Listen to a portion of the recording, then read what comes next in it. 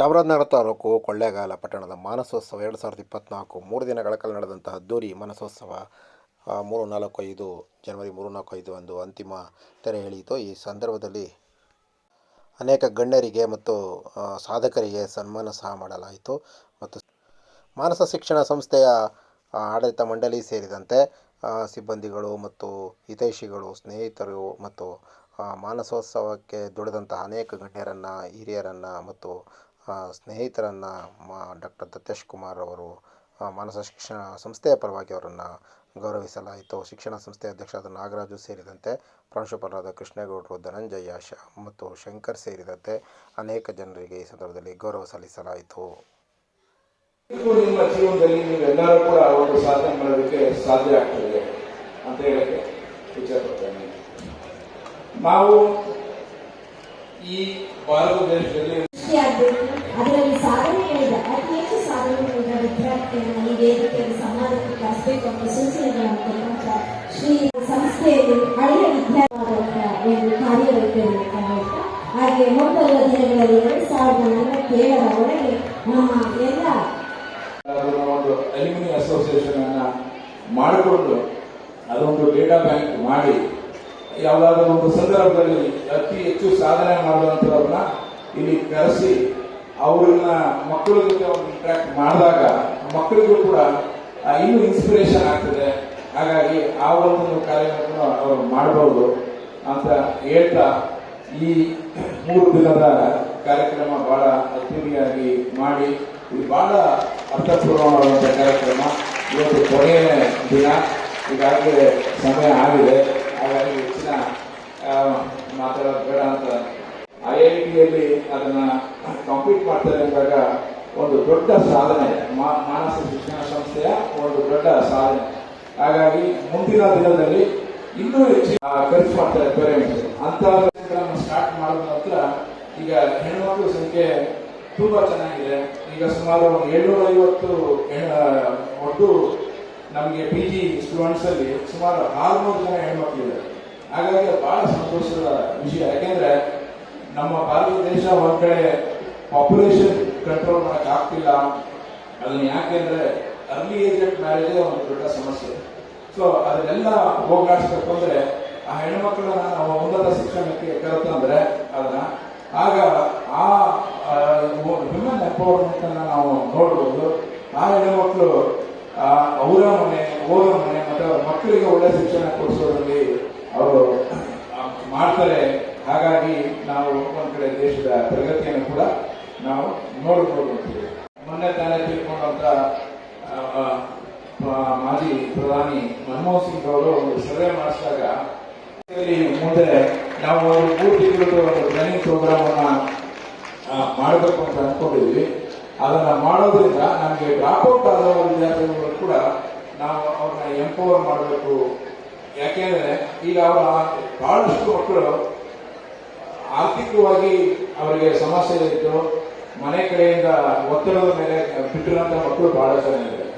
So ಅವರು ಆರ್ಥಿಕವಾಗಿ ಅವರು ಅವ್ರದೇ ಆದಂತ ಒಂದು ಉದ್ಯೋಗವನ್ನ ಕಂಡುಕೊಂಡ್ರೆ ಮುಂದಿನ ದಿನದಲ್ಲಿ ಈಗ ಆನ್ಲೈನ್ ಕೋರ್ಸಸ್ ಮಾಡಕ್ಕೆ ಅವಕಾಶಗಳು ಇದೆ. ಬಹಳ ಅರ್ಥಪೂರ್ಣವಾದಂತಹ ಕಾರ್ಯಕ್ರಮ ಇದು. ಬಹಳ ಸಂತೋಷ ಆಗಿದೆ. ಯಾಕೆಂದ್ರೆ ಇಬ್ಬರು ಡಾಕ್ಟರು ಇಬ್ಬರು ಕೂಡ ಮೆರಿಟ್ ನಲ್ಲಿ ಮೈಸೂರು ಮೆಡಿಕಲ್ ಕಾಲೇಜಲ್ಲಿ ಸೀಟ್ ತಗೊಳ್ಳೋದು ಅಷ್ಟು ಸುಲಭವಾದಂತ ಮಾತಲ್ಲ. ಇವತ್ತು ಕೂಡ BMC Bengaluru medical college, Mysuru medical college ಅಂತ ಹೇಳಿದ್ರೆ ಇಲ್ಲಿ ಓದಿದಂತವರು ಜಗತ್ತಿನ ನಾನಾ ಸಂಸ್ಥೆಗಳಲ್ಲಿ ಕೆಲಸ ಮಾಡ್ತಿದ್ದಾರೆ. ಹಾಗಾಗಿ ಅವರು ಎಷ್ಟು ಶ್ರಮ ವಹಿಸಿ ಇಲ್ಲಿ ಬಂದಿದ್ದಾರೆ. ಅದರ ಜೊತೆಗೆ ಮಹೇಶ್ ಅವರು ಕೂಡ ಅದನ್ನ 1-3 ಕಾಂಪಿಟೇಟಿವ್ ಎಕ್ಸಾಮ್ ಅನ್ನ ಬಹಳ ಗುರಿ ಇಟ್ಟುಕೊಂಡು ಅವರು ಇವತ್ತು ಬಹಳ ಚಿಕ್ಕ ವಯಸ್ಸಿನಲ್ಲೇ ಅಸಿಸ್ಟೆಂಟ್ ಕಮಿಷನರ್ ಆಗಿದ್ದಾರೆ.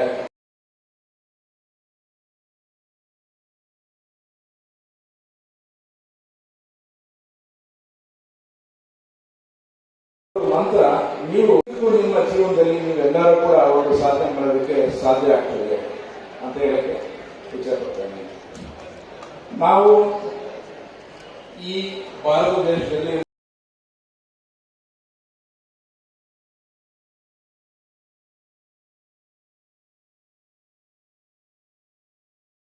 ಮುಂದೆ ನಾವು ಒಂದು 3 ತಿಂಗಳದ್ದು ಒಂದು ಟ್ರೈನಿಂಗ್ ಪ್ರೋಗ್ರಾಮ್ ಅನ್ನ ಮಾಡಬೇಕು ಅಂತ ಅನ್ಕೊಂಡಿದ್ವಿ.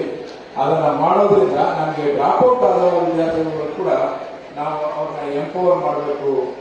ಯಾಕೆಂದ್ರೆ ಈಗ ಅವರ ಬಹಳಷ್ಟು ಮಕ್ಕಳು ಆರ್ಥಿಕವಾಗಿ ಅವರಿಗೆ ಸಮಸ್ಯೆ ಇದ್ದು ಮನೆ ಕಡೆಯಿಂದ ಒತ್ತಡದ ಮೇಲೆ ಬಿಟ್ಟಿರುವಂತ ಮಕ್ಕಳು ಬಹಳ ಜನ ಇದ್ದಾರೆ. ಸೊ ಅವರು ಆರ್ಥಿಕವಾಗಿ ಅವರು ಅವ್ರದೇ ಆದಂತ ಒಂದು ಉದ್ಯೋಗವನ್ನ ಕಂಡುಕೊಂಡ್ರೆ ಮುಂದಿನ ದಿನದಲ್ಲಿ ಈಗ ಆನ್ಲೈನ್ ಕೋರ್ಸಸ್ ಮಾಡಕ್ಕೆ ಅವಕಾಶಗಳು ಇದೆ.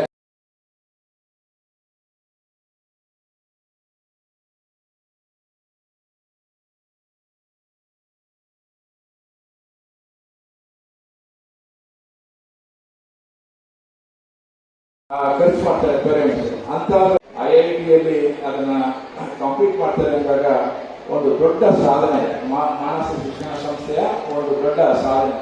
ಹಾಗಾಗಿ ಮುಂದಿನ ದಿನದಲ್ಲಿ ಇನ್ನೂ ಹೆಚ್ಚಿನ ಒಂದು ಅಲ್ಯೂಮಿನಿ ಅಸೋಸಿಯೇಷನ್ ಅನ್ನ ಮಾಡಿಕೊಂಡು ಅದೊಂದು ಡೇಟಾ ಬ್ಯಾಂಕ್ ಮಾಡಿ ಯಾವುದಾದ್ರೂ ಒಂದು ಸಂದರ್ಭದಲ್ಲಿ ಅತಿ ಹೆಚ್ಚು ಸಾಧನೆ ಮಾಡುವಂತವ್ರನ್ನ ಇಲ್ಲಿ ಕರೆಸಿ ಅವ್ರನ್ನ ಮಕ್ಕಳ ಜೊತೆ ಒಂದು ಇಂಟ್ರಾಕ್ಟ್ ಮಾಡಿದಾಗ ಮಕ್ಕಳಿಗೂ ಕೂಡ ಇನ್ನೂ ಇನ್ಸ್ಪಿರೇಷನ್ ಆಗ್ತದೆ.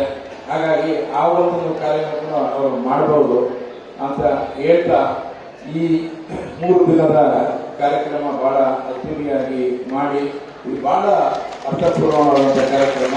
ಇವತ್ತು ಕೊನೆಯ ದಿನ, ಈಗಾಗಲೇ ಸಮಯ ಆಗಿದೆ. ಹಾಗಾಗಿ ಹೆಚ್ಚಿನ ಮಾತಾಡೋದು ಬೇಡ ಅಂತ ಸಂಸ್ಥೆಯಲ್ಲಿ ಹಳೆಯ ವಿದ್ಯಾರ್ಥಿಯಾಗಬೇಕು, ಅದರಲ್ಲಿ ಸಾಧನೆ ಮಾಡಿದ ಅತಿ ಹೆಚ್ಚು ಸಾಧನೆ ಮಾಡಿದ ವಿದ್ಯಾರ್ಥಿಯನ್ನು ಈ ವೇದಿಕೆಯಲ್ಲಿ ಸಮಾಜಕ್ಕೆ ಕಳಿಸಬೇಕು ಅಂತ ಸೂಚನೆಗಳನ್ನು ಕೊಟ್ಟಂತ ಶ್ರೀ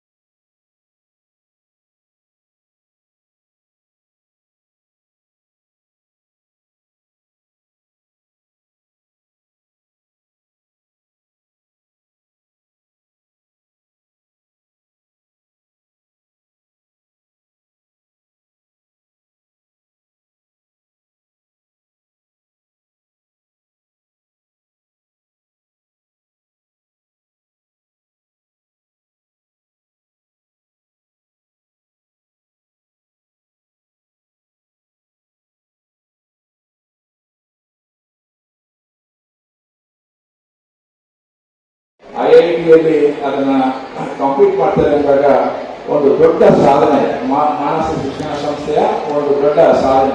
ಹಾಗಾಗಿ ಮುಂದಿನ ದಿನದಲ್ಲಿ ಇನ್ನೂ ಹೆಚ್ಚಿನ ಖರ್ಚು ಮಾಡ್ತಾರೆ ಪೇರೆಂಟ್ಸ್ ಅಂತ ಸ್ಟಾರ್ಟ್ ಮಾಡಿದ ನಂತರ ಈಗ ಹೆಣ್ಮಕ್ಳ ಸಂಖ್ಯೆ ತುಂಬಾ ಚೆನ್ನಾಗಿದೆ.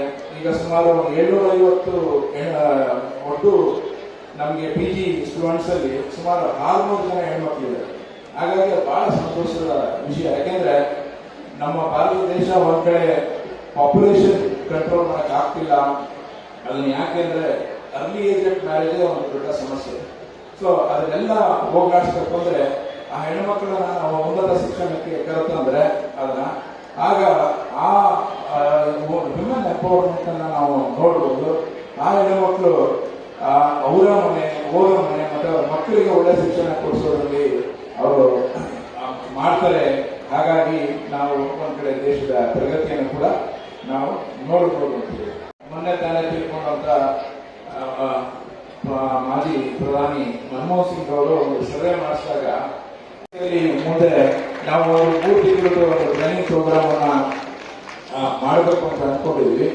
ಅದನ್ನ ಮಾಡೋದ್ರಿಂದ ನಮಗೆ ಡ್ರಾಪ್ಔಟ್ ಆದ ವಿದ್ಯಾರ್ಥಿಗಳು ಕೂಡ ನಾವು ಅವ್ರನ್ನ ಎಂಪವರ್ ಮಾಡಬೇಕು. ಯಾಕೆಂದ್ರೆ ಈಗ ಅವರ ಬಹಳಷ್ಟು ಮಕ್ಕಳು ಆರ್ಥಿಕವಾಗಿ ಅವರಿಗೆ ಸಮಸ್ಯೆ ಇದ್ದು ಮನೆ ಕಡೆಯಿಂದ ಒತ್ತಡದ ಮೇಲೆ ಬಿಟ್ಟಿರುವಂತ ಮಕ್ಕಳು ಬಹಳ ಜನ ಇದ್ದಾರೆ. ಸೊ ಅವರು ಆರ್ಥಿಕವಾಗಿ ಅವರು ಅವ್ರದೇ ಆದಂತ ಒಂದು ಉದ್ಯೋಗವನ್ನ ಕಂಡುಕೊಂಡ್ರೆ ಮುಂದಿನ ದಿನದಲ್ಲಿ ಈಗ ಆನ್ಲೈನ್ ಕೋರ್ಸಸ್ ಮಾಡಕ್ಕೆ ಅವಕಾಶಗಳು ಇದೆ. ಇದು ನಿಮ್ಮ ಜೀವನದಲ್ಲಿ ನೀವೆಲ್ಲರೂ ಕೂಡ ಒಂದು ಸಾಧನೆ ಮಾಡೋದಕ್ಕೆ ಸಾಧ್ಯ ಆಗ್ತದೆ ಅಂತ ಹೇಳಕ್ಕೆ ಇಚ್ಛೆಪಡ್ತೇನೆ. ನಾವು ಈ ಭಾರತ ದೇಶದಲ್ಲಿ ನಂತರ ನೀವು ಬಹಳ ಅರ್ಥಪೂರ್ಣವಾದಂತಹ ಕಾರ್ಯಕ್ರಮ ಇದು.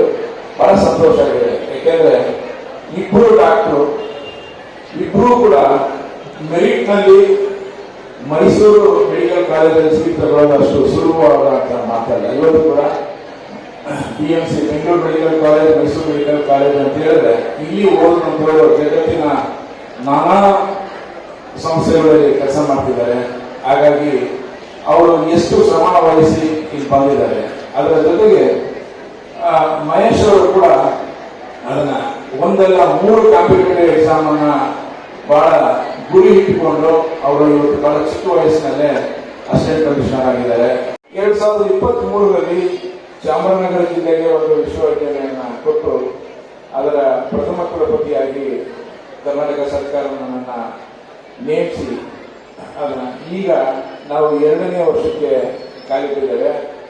ನಾವು ವಿಶ್ವವಿದ್ಯಾಲಯದ ಮುಖಾಂತರ ಸ್ಕಿಲ್ ಡೆವಲಪ್ಮೆಂಟ್ ಪ್ರೋಗ್ರಾಮ್ ಅನ್ನ ನಾವು ಹಮ್ಮಿಕೊಂಡಿದ್ದು ಈಗ ಅನೇಕ ವಿದ್ಯಾರ್ಥಿಗಳಿಗೆ ನಾವು ಈಗಾಗಲೇ ನಾವು ಸ್ಕಿಲ್ ಡೆವಲಪ್ಮೆಂಟ್ ಪ್ರೋಗ್ರಾಮ್ ಅನ್ನು ಮಾಡ್ತಾ ಇದ್ದೇವೆ. ನಮ್ಮ ಸಿಲೆಬಸ್ ಅನ್ನು ಕೂಡ ಎಲ್ಲ ರಿವೈಸ್ ಮಾಡಿ ಆ ಸ್ಕಿಲ್ ಡೆವಲಪ್ಮೆಂಟ್ ಕೆಲವು ಕೋರ್ಸಸ್ ಅನ್ನು ಕೂಡ ಇಂಟ್ರಡ್ಯೂಸ್ ಮಾಡಿ ಆ UGC ನಿಯಮಾವಳಿ ಪ್ರಕಾರ ನಾವು ಮಾಡ್ತಾ ಬಂದಿದ್ದೇವೆ. ಇವತ್ತು ನಾವು ಏನು ವೇದಿಕೆ ಮೇಲೆ ನಡೆಸ್ತಾ ಬರ್ತಾ ಇದ್ದೇವೆ. ಅದರಲ್ಲೂ ಕೂಡ ಕಳೆದ 10 ವರ್ಷದಿಂದ ಭಾರತ ಸರ್ಕಾರ ಸ್ಕಿಲ್ ಡೆವಲಪ್ಮೆಂಟ್ ಹಬ್ ಸ್ಕಿಲ್ಲಿಂಗ್ ಅಂತೇಳಿ ಆ ಸ್ಕಿಲ್ ಡೆವಲಪ್ಮೆಂಟ್ ಡಿಪಾರ್ಟ್ಮೆಂಟ್ ಅನ್ನು ಸ್ಥಾಪನೆ ಮಾಡಿ ಆ ಸ್ಕಿಲ್ ಡೆವಲಪ್ಮೆಂಟ್ ಮುಖಾಂತರ